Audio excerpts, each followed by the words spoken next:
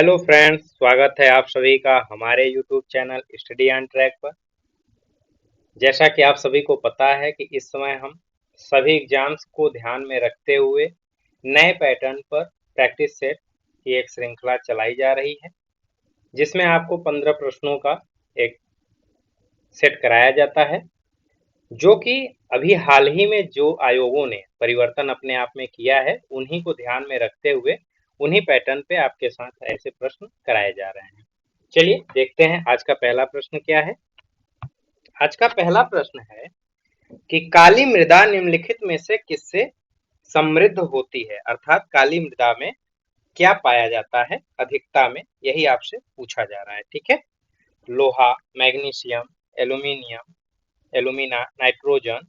ठीक है, तो देखिएगा मित्रों, इसमें जो है आपका काली मिट्टी में आपके लोहा सही है, मैग्नीशियम भी सही है, एल्यूमिनियम भी सही है, नाइट्रोजन नहीं, नाइट्रोजन की मात्रा बहुत कम होती है, सॉरी नहीं होती है इसमें। ठीक है, इसमें काली मिट्टी में आपका पोटास भी पाया जाता है और चूना भी पाया जाता है। इसमें फास्फोरस, नाइट्रोजन और जैव पदार्थों की कमी होती है। ठीक है, काली मिट्टी आपकी पाई कहाँ कहाँ जाती है, इस हिसाब से आपका ऑप्शन भी करेक्ट आंसर है। अगर आपसे पूछ लेगा कि काली मिट्टी, काली मृदा पाई कहाँ कहाँ जाती है, तो यह आपके दक्कन के पठार के अधिकतर भागों में पाई जाती है। इसमें महाराष्ट्र के कुछ भाग, मध्य प्रदेश, गुजरात, आंध्र प्रदेश और तमिलनाडु के भी कुछ भाग शामिल हैं। ठीक है, चलिए अगला देखते हैं। निम्नलिखित में से कौन सा राज्य बुद्ध के जीवन से संबंधित है, यही आपसे पूछा जा रहा है। ठीक है, अवंती, गांधार, कौशल, मगध। तो देखिएगा मित्रों, इसमें आपका जो मगध है, ठीक है, ये आपकी जो मगध है, मगध की राजधानी थी राजगृह, जिसे बुद्ध ने बिंदुसार से मिलने के लिए राजगृह की यात्रा की थी। इसी यात्रा के दौरान अपने 5 शिष्यों में से एक असाजी द्वारा सारिपुत्र और मौदगलायन का धर्म परिवर्तन भी किया गया था। बुद्ध आपके शाक्य वंश से संबंधित थे। इनकी राजधानी कपिलवस्तु थी। ठीक है, और कौशल जो है, क्योंकि अब कौशल भी इसमें सही है, क्योंकि इसी पर बाद में बुद्ध के जीवन काल में के दौरान ही कौशल के विस्तृत होते राज्य द्वारा कब्जा कर लिया गया था। ठीक है, यानी कि इनका कब्जा था कौशल पर। तो इस आधार से आप कह सकते हैं कि इसमें तीसरा और चौथा सही है, ये बुद्ध के जीवन से संबंधित है। रही बात अवंती और गांधार की, तो बाद के समय में गांधार अपनी ग्रीको रोमन संश्लेषित कला के लिए प्रसिद्ध हो गया था, जिसमें बुद्ध का चित्रण एक आम बात की है। तो यहाँ पे देखिए उनके जीवन की बात है, लेकिन ये बुद्ध के जीवन के बाद का है। ठीक है, और यह किसी भी तरह से उनके जीवन से नहीं जुड़ा हुआ था। तो इस हिसाब से अगर आपसे पूछा जाएगा मित्रों कि इसमें से कौन सा सही है, तो इसमें से आपका तीसरा और चौथा अर्थात ऑप्शन डी आपका करेक्ट आंसर होगा। ठीक है, चलिए अगला देखते हैं। मूल्य स्थिरीकरण कोष पीएसएफ के संबंध में निम्नलिखित कथनों पर विचार करना है हमको कि इसका उपयोग केवल शीघ्र खराब होने वाली कृषि और बागवानी उत्पादों की खरीद के लिए किया जाता है। जी नहीं, ये गलत है। ठीक है, ऐसा नहीं है। ऐसा दरअसल इसलिए कहा जा रहा है इसमें, क्योंकि ये शुरुआत में, ठीक है, शुरुआत में यह केवल आलू और प्याज की कीमतों के समर्थन के लिए सीमित था, इसीलिए ऐसा है। लेकिन अभी प्रेजेंट में ऐसा नहीं है। ठीक है, ये सभी चीजों के लिए खोल दिया गया है, जिसमें आपके उत्पादों में अनाज, दाल, खाद्य तेल, चीनी, नमक, चाय सब शामिल है। तो इसलिए आपका पहला वाला गलत हो गया। कह रहा है कि इसके न्यूनतम समर्थन मूल्य एमएसपी के एक भाग के रूप में घोषित किया गया है।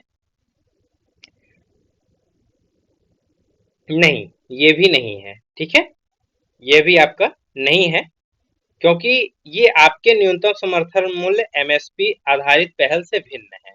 ठीक है, एमएसपी प्रणाली में भी मूल्य को प्रभावित करने की क्षमता होती है, लेकिन यह उत्पादकों या किसानों के दृष्टिकोण से होता है। जब बाजार में कीमतें उत्पादन की लागत से कम हो जाती हैं, तब इसका संचालन शुरू हो जाता है। इस प्रकार सरकार द्वारा एमएसपी पर खरीदे गए उत्पादों को बाद में सार्वजनिक वितरण प्रणाली के माध्यम से सस्ती दरों पर वितरित किया जाता है। ठीक है, तो यहाँ पे आपका ये वाला भी गलत है, तो आपसे पूछ रहा है कि कौन सा सही है, तो न तो एक न तो दो। ठीक है, चलिए अगला देखते हैं।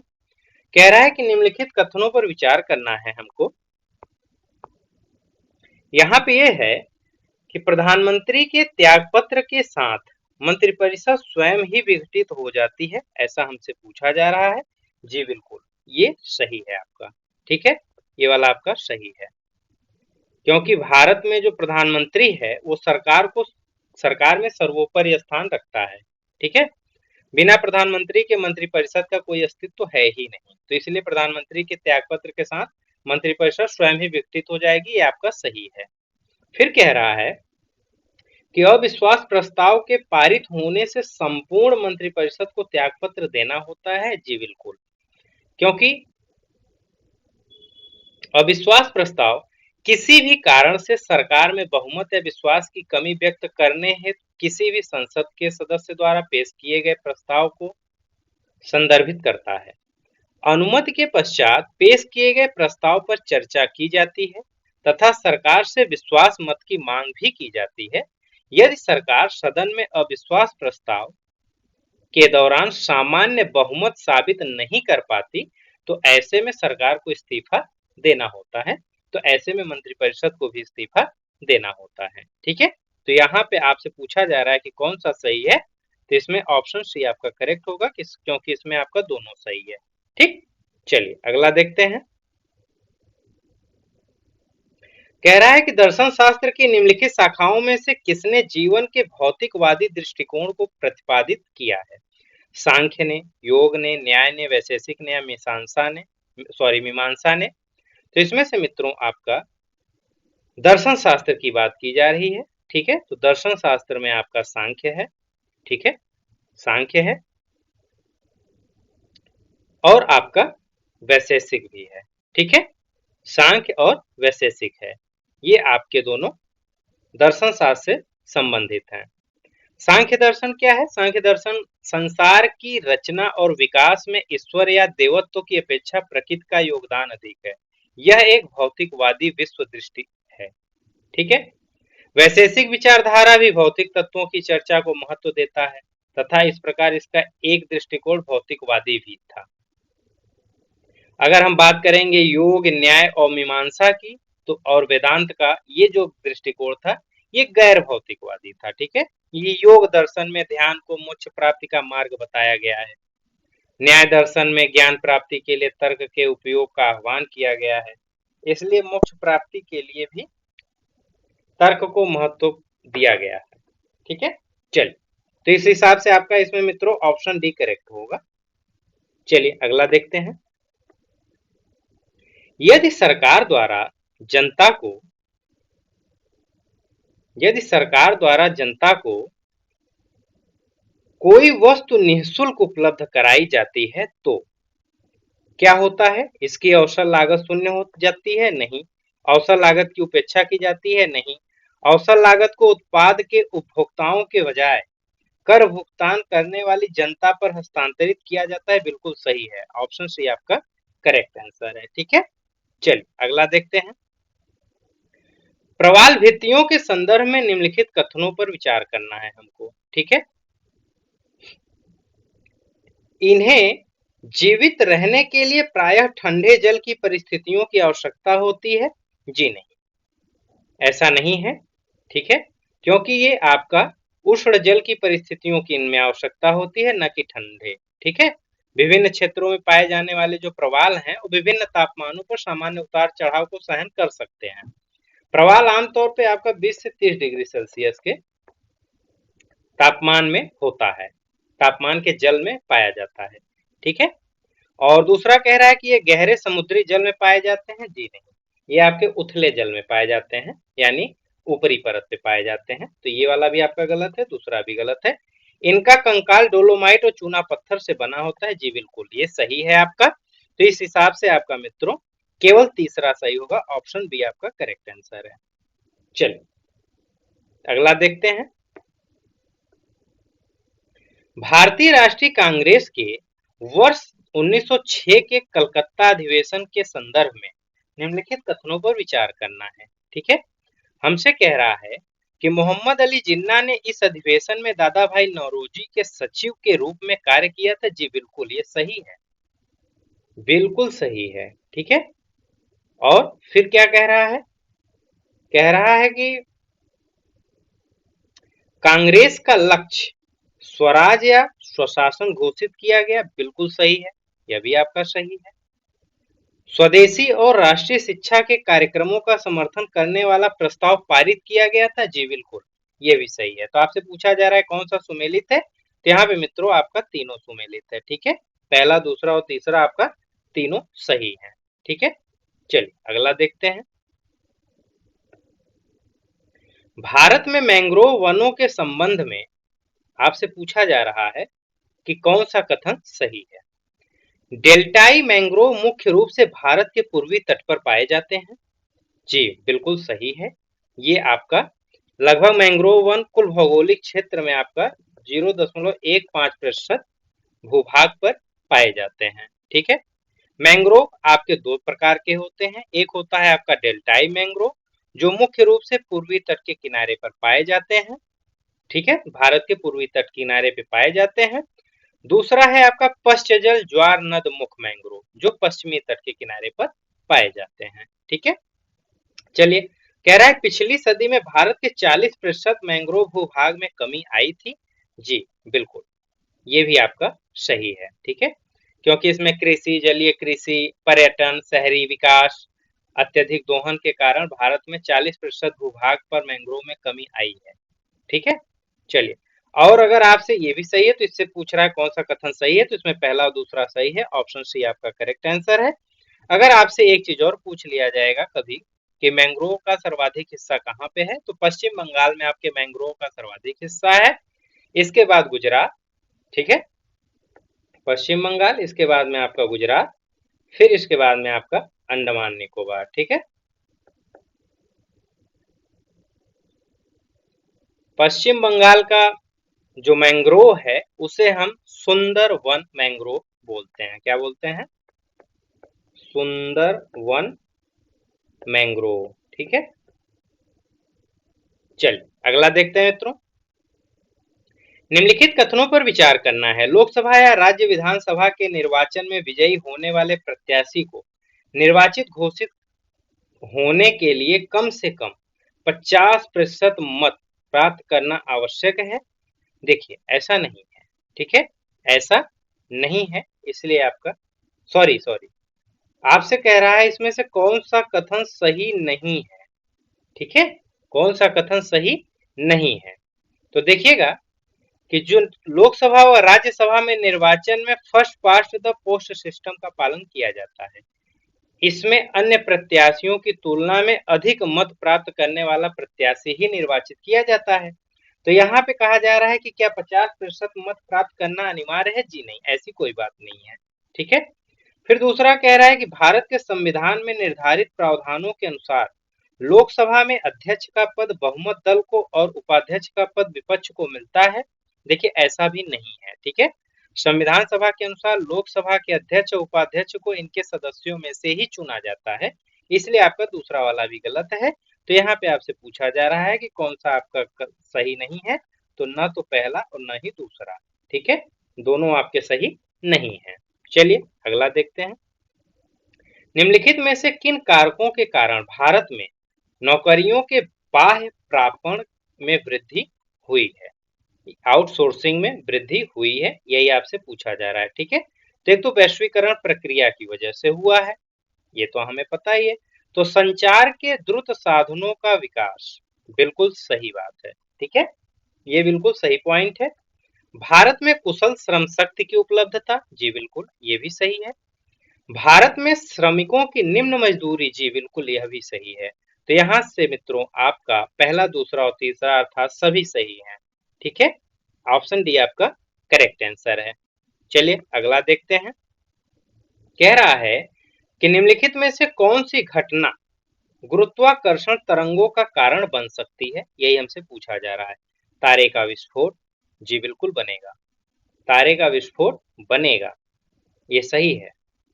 कह रहा है कि दो बड़े तारों का बहुत तेज गति से घूर्णन, बिल्कुल सही है, ये भी सही है।